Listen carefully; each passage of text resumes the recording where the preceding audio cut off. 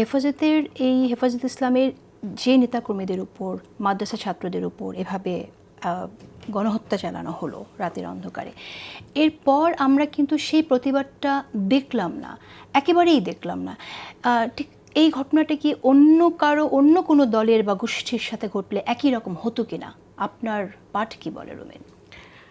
দেখুন, আমার আমি যেটুকু বুঝি সেটা হচ্ছে, যখন আপনি ভিকটিম হচ্ছেন সেটার প্রতিবাদ আসলে আপনাকেই করতে হবে এবং স্ট্রংলি করতে হবে। দেখুন, গত 15 বছর বাংলাদেশের রাজনৈতিক দলগুলোর মধ্যে, হেফাজত তো রাজনৈতিক দল নয়, আমি সেটাকে সরিয়ে রেখে রাজনৈতিক দলগুলোর মধ্যে সবচেয়ে বেশি নির্যাতিত দল হচ্ছে বিএনপি।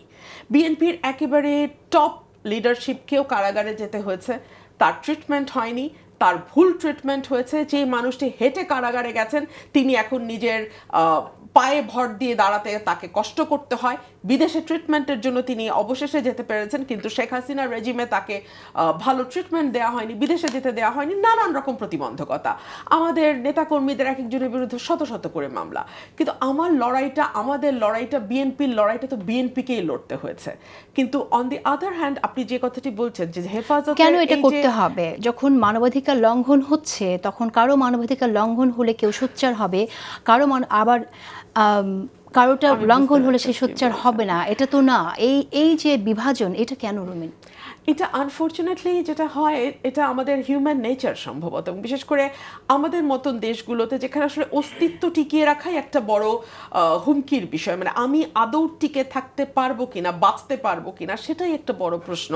সেখানে আসলে সিভিলাইজড কান্ট্রিতে যেটা হয়, ওয়েস্টে যেটা হয়, ইউরোপে যেটা হয়, সেটা হচ্ছে যে একজনের মানবাধিকার লঙ্ঘিত হলে 10 জন দাঁড়িয়ে যায়। ওখানে ইনস্টিটিউশনগুলোই সেভাবে তৈরি হয়েছে। কিন্তু আমাদের তো একটা ফ্রি মিডিয়া আমরা তৈরি করতে পারি নাই। যখন যে সরকার আসে, মিডিয়া তার তাবেদারি করে। আমরা তো একটা ফ্রি জুডিশিয়ারি তৈরি করতে পারি না। বিশেষ করে 15 বছরের জুডিশিয়ারিকে বিশ্বাস করেন মানুষ, মিডিয়ার কথা বলে, বাট জুডিশিয়ারিকে কিভাবে ধ্বংস করা হয়েছে, এটা মূল অস্ত্র ছিল জুডিশিয়ারি। জুডিশিয়ারির সঙ্গে আপনি সরাসরি কানেক্টেড না হলে আপনার পক্ষে বোঝাও অসম্ভব যে একটা জুডিশিয়ারি কিভাবে 15 বছরে তারা শেষ করেছে। সো আপনি একেবারে ফ্রেন্ডলেস একটা সোসাইটিতে থাকবেন যদি আপনি অ্যান্টি স্ট্যাবলিশমেন্ট হন।